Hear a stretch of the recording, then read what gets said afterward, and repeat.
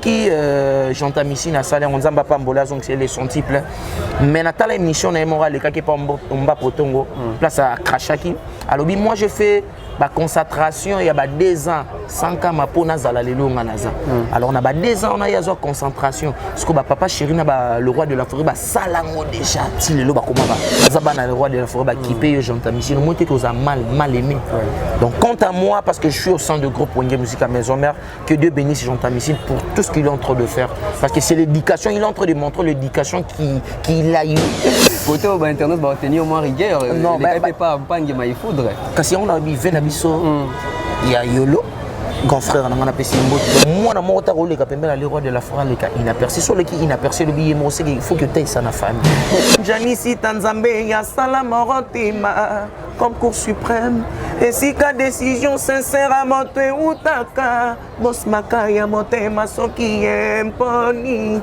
yonani on uzingi wapi pour changer ya vie. La maison Stelmach vous propose des prestations de qualité pour vos gâteaux de mariage, anniversaire ou autres événements. La maison Stelmach vous propose aussi des gâteaux personnalisés pour vos anniversaires ou autres. Contactez-nous au 06 63 30 36 83 ou encore au 07 81 83 15 74. Vous pouvez aussi nous contacter sur la page Facebook Stelmach.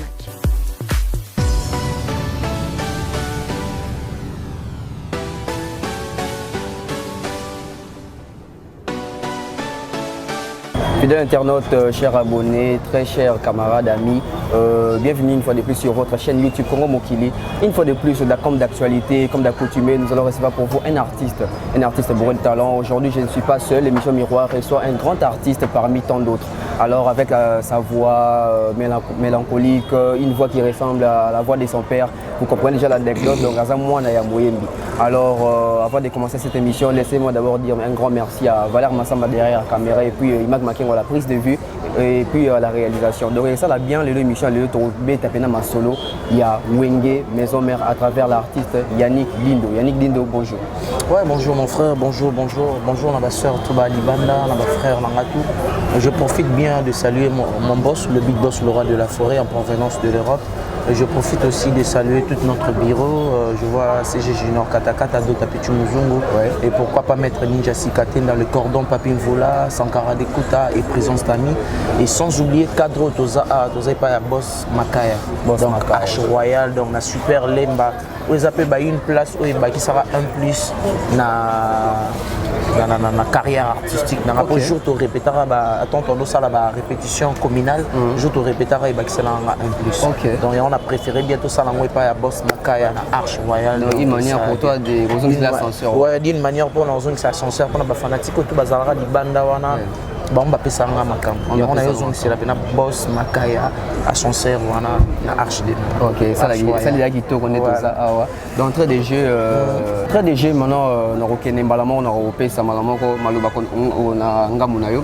Yannick Dindo ngana yebi. Ba te belé pe ba yebi yo et même mingi pe ba temps sous ba découvrir pour la première fois. Alors on s'est présenté parcours na yo un peu vite fait pour te bêta sur l'actualité. Ouais, normalement Yannick Dindo c'est le fils à Dindo Yogo, papa na biso Botanga Dindo Yogo paix à son âme.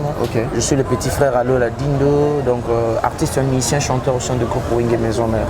Donc bato ba yebinga te ba yebanga lelo bato ba yeba kinga déjà ba comprendre que Yannick Dindo mwana Dindo Yogo, artiste chanteur au sein du groupe Wenge Maison Mère. Voilà. Yannick Dindo bali musique maman na Maison Mère et premier groupe dans sous professionnel dans pour groupe à quartier zala mais groupe ena qui est ba structure makamtu zala groupe yana ni intégral. Mon premier groupe ezaka ya Clara Bola, une dame là azara na balemba awa azabeta na tas bolingo azara accompagnateur imtazo nga orchestre na eto ndo beta interprétation donc il y a ni côté d'interprétation je suis mieux et kolongwa na nga wana na yena ba orchestre ba quartier bikande zara ba orchestre ba quartier na yolo orchestre ya fena biso moi quartier na longwe wana que je salue na longwe na tilelo Wenge Maison Mère. Maison Mère. Et Yannick Dindo moi tu sauter ici comment côté au internet va tenir au moins rigueur non pas ngema il faudrait kasi on a vu na biso il y a Yolo grand frère on a appelé Mbote avant on a pas d'akumuda OK ngamna yana Linda danse nanga on a lemba. Audace nanga ton a lemba. C'est une anecdote hein. Ouais, donc nzamba pesanga voix. À l'occurrence papa nanga nzamba pesanga voix, na pesanga luketo. Mais ngasko nzamba pesanga voix, apesanga na luketo. OK. Donc ton na yaka et pas dakumu danga na yana danse à ligne. Waka fo chapeauta et sala ba succès ko sala. Et lelo oyo nzamba tamusinga na telle na bino. La carrière musicale il faut qu'il n'est pas grand est le roi de la forêt. Oh papa ou abimisara bana natindika chaka abimisara bana na motema tout. Donc on a préféré qu'il n'aille au sein du groupe pour une musique à maison mère et le voilà toujours pour ça il y a des démarches où on a pour intégrer maison mère. Bete suno ibandaki no ndengeni ton fena ndaku.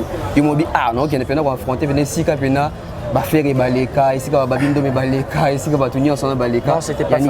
C'était pas facile parce que au monima tout n'est bandé les arcades difficiles mais il faut avoir des nerfs solides pour au salamambo bien. Donc tant on a yaki le roi musicien tout bayaka on a sali testé nangai mais mercredi tout ça on a ba répétition week clos parce que sérieux on a tout préparé formidable. Donc na sali test et c'est ngai siko ba présenter en public et c'est ngai ti ba répétition et raison on ba présenter en public et tant ba répétition ils ont qui va présenter en public na ba fanatique tout ya wini musique à maison mère et na pesa ki ka oh yozana voilà tant on mataki na podium parce que quand tout le monde en a testé bien sûr les rois de la forêt a kondi manayo mais mingi za ba public ba sénateur ndé le roi de la forêt pesa orchestre na ba fanatique voilà yé azala raté donc fanatique ntozo et quand j'ai chanté fanatique à wini musique à maison mère ba adoptaranga facilement parce que na pesa ka onga zaki nango et tant ba récupérer le roi de la forêt bengi kandé Tuni ba public babino le roi de la forêt pour former pour PCA pour tana ben pena ya wenge et le roi de la forêt PCA na maboko chef na biso Papi Kakol que je salue abi c'est bondo yé c'est bondo yé voilà Yannick Dindo, tu as commencé à Wenge maison Merwana, un peu partout. Tu as comme à l'issue il y a 12. Bon, je vois ça dans l'orchestre, c'est que dans le sud 12. Mais selon tu as que Papi Kakol, ceux qui musiciens, il faut foutre à Minerval. Est-ce que foutre à Minerval par Papi Kakol? Batika Marambo, je salue mon confrère Papi Kakol, na maman ligne d'énergie, na moi na sika tout dans bébé Kana. Ils ont ma bé ma casse so bolo ba makampo parce que soit le logo na foutre Minerval, c'est Fabrica ça foutre Minerval. Les lois comme leader, après c'est la paix Papi Kakol qui est, mais Azalra trop soumis plutôt, et pas le chef Naï, parce que chef Naï a même les agas, il était à café room, tous les doyens, ils en ont depuis Pomba. Si le Azalra toujours respect na Papi Kakol, parce que Papi Kakol est un chef d'orchestre. Il est Azalito et Mokonzi, oh il y a le président Ayoka. Donc ce qui y a le président, musicien, oh ça va. Donc Papi Kakol te fout à la Minerval, Azane na monté ma monnaie les bateaux, oh on débat longwaka bako marokende na baliza côté comme ça Papi Kakol chef na biso c'est bondo mabe mais aza chef oyo aza au milieu du village akabola rati pezate pour passer mon poids à bien non c'est un chef très bien et go vendre na bato et on nzambe fa pambola raki liboso nzamba pambola ki liboso Yannick Dindo siko betelso vocal oyo tonzembo oyo tango betaki on a la samba bana samba balabi oui ça c'est un artiste oyo convaincant ki bango na yamba mo nasina wa nisekwi na ngai na maboko na yo loba liloba moko ebikisa ngai fani kaka ya mouchoire oyo ezalaki kopepangara ntango komasuwa ebetaki loseba etiki bolingo na biso ekomi na lake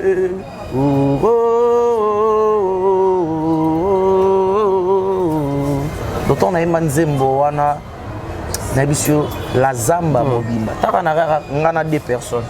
Mais nazo ba fanatique na la zamba po na pesaka onga zali na mo. Donc on ezali teke.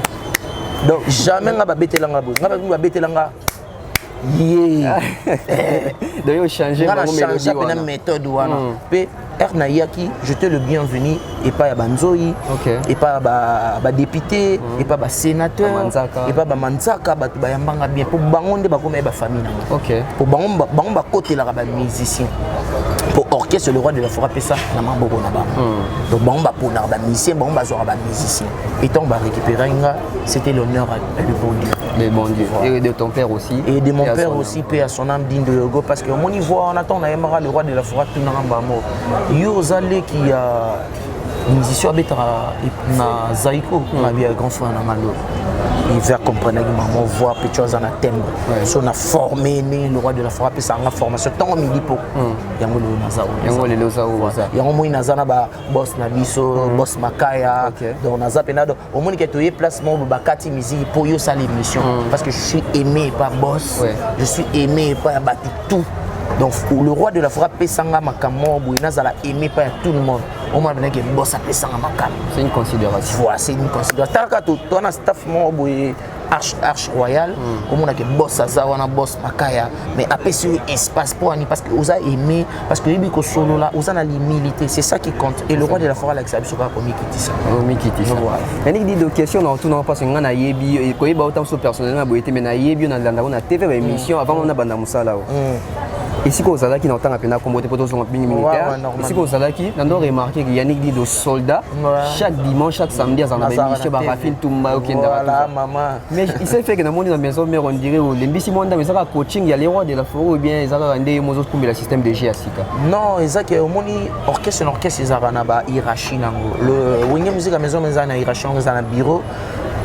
Naïmba qui est formidable au bateau belé bandé côté entre guillemets est-ce qu'il y a yembi est-ce qu'il y a yembi voilà et c'est là qui se clipé bima pour na les capina TV parce que na ko bando le kaka tena le kaka na lo bozala calme moni musique on est avec musique ya wenge te wenge za na structure na wenge linga musicien tant aux ana likambo lo ba le ki TV tant aux ana actualité mo ya koloba o le ki TV et si ko clip na biso bima qui ça fait déjà 6 jours 6e jour ça le lot depuis bima qui bien signal. Voilà.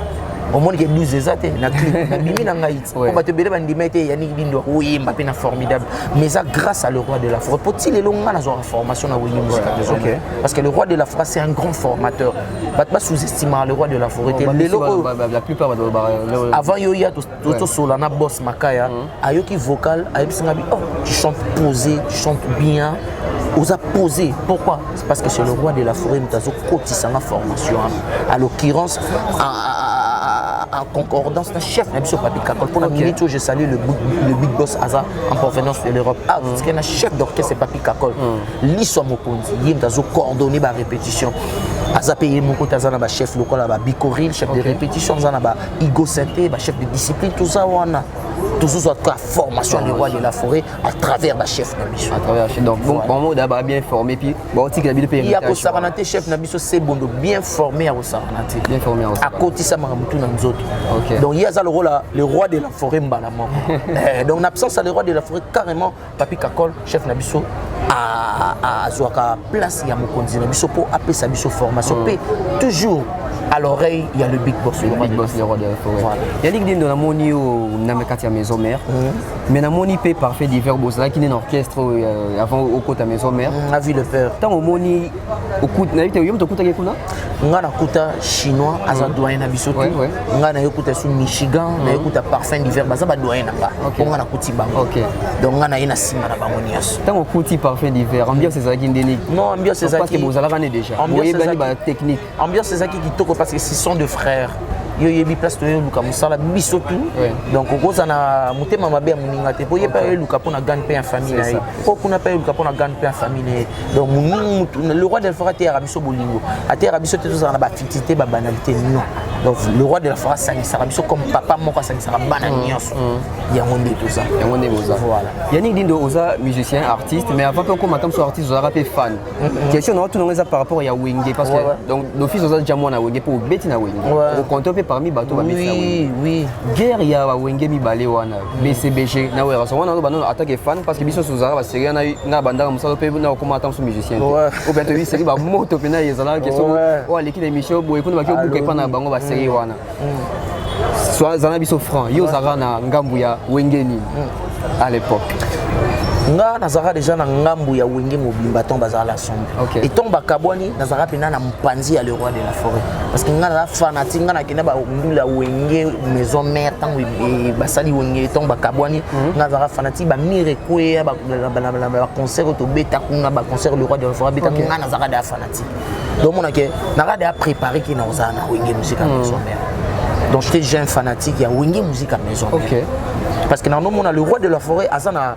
génétiquement nzamba pesa ye aza lelo mo nzamba pesa ye donc mwana moko ta koleka pembeni le roi de la forêt leka inaperçu so leki inaperçu le billet mo c'est qu'il faut que tu ça na famille on est comme ma famille faut sambela makasi parce que le roi de la forêt so leke pa na ye okoleka inapercité taka nde na vandia omona ke boss toza na ye boss makaya omona bene ke staff na ye mais a préféré que Yannick Lindo osala émission bakati musique pour nani parce que ça moi le roi de la forêt on a politesse on a komi kiti ça to yebi savoir faire savoir vivre il y a honte ça là que tout ça OK voilà comme ça que beau ça là et Yannick Lindo question na tout na yo par rapport ya kaka na wenge par rapport à wenge ndenge ti oyebisanga ke soki moto aleki na wenge aleki abimi inaperçu c'est que pena azwaka formation peut-être il faut tout na famille voilà bon aux artistes d'après yo bamisa nini oyo omona ke baleka inaperçu mais baleka pena epena wana na yebite na ndimi pété parce que bana to baleka pa le roi de la fona robando tangati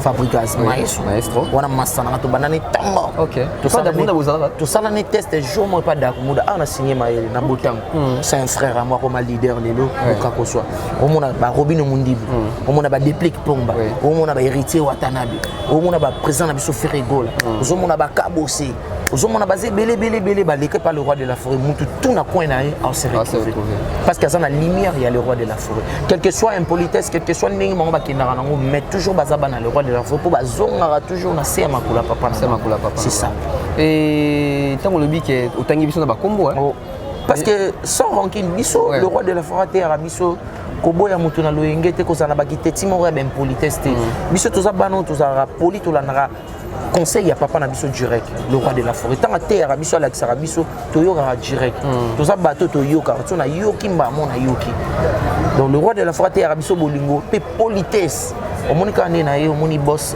makaya ndinga zana ban na ye omoni ke boss azana ko komi kitisa toujours ko yeba ko solo la ya on te sala ke oza entouré na batamineni so yebo solo te oza polité oza impoli est-ce que ba oyambo bo oyambo te mais il faut être poli, il faut être assis, il faut avoir la maîtrise, il faut avoir l'intelligence, la sagesse et délai. Mais il y a des gens tout le monde a battu le barak qui est son début à Zana dans Wana Robimi Sarabana.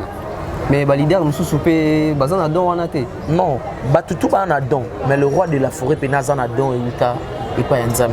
Parce que natangi lo banat, ba ebele kutu.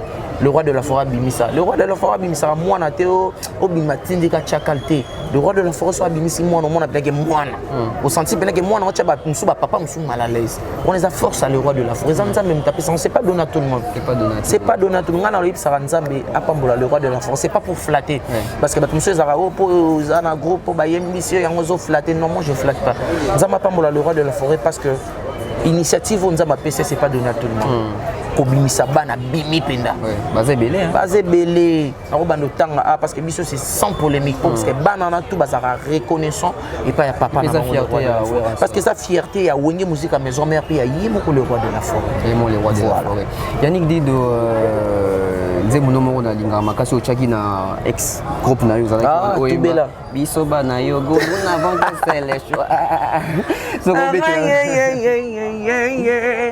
Janisi Tanzambe ya salama rotima comme cour suprême et si ka décision sincère à monter utaka boss makaya motema soki emponi yonani ouzingi wapi pour changer ya vie biso bana yogo nous avons que seul choix Sambela kata mokolo moko na mvula tubela kata masumo moyo mokolo moko na rami nkolo kobo yango te salango gratuit kofinga te kotonga te poisa arma ba faible tubela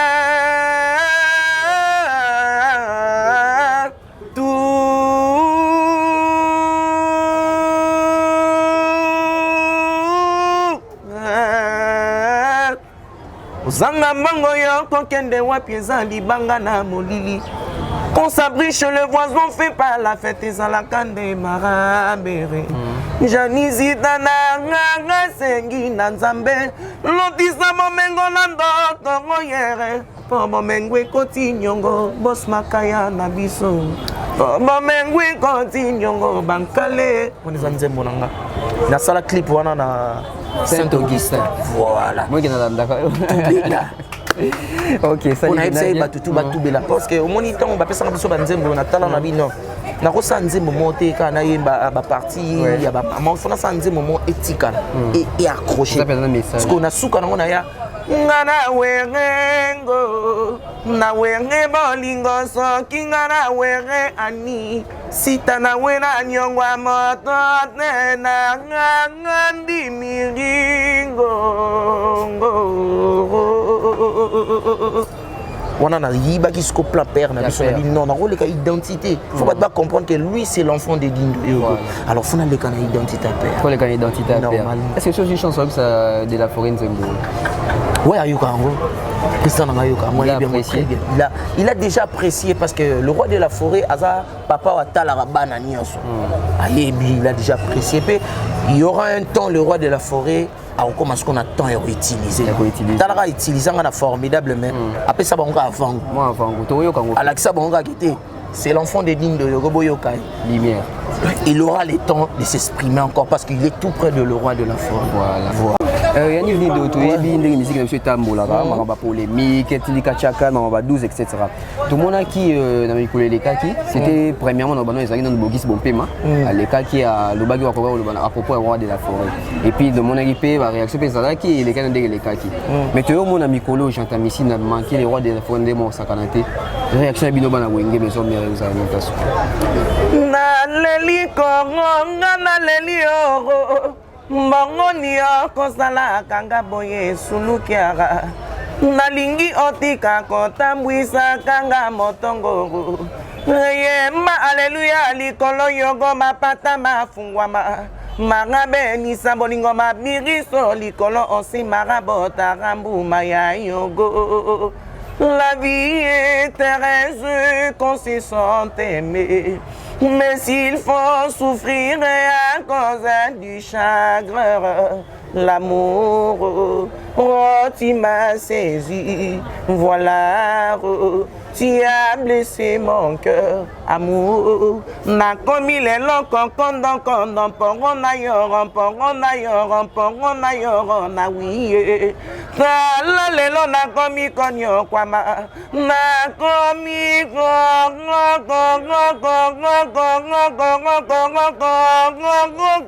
kondo boss makaya susi ya bolingwele keninganga mabonya na komirizo bari au moins le roi de la forêt le mot on tourne vas-y 12 betinga 12 Zamba Pambola frère na biso Jonta Missine au moni biso papa na biso le roi de la forêt atea biso.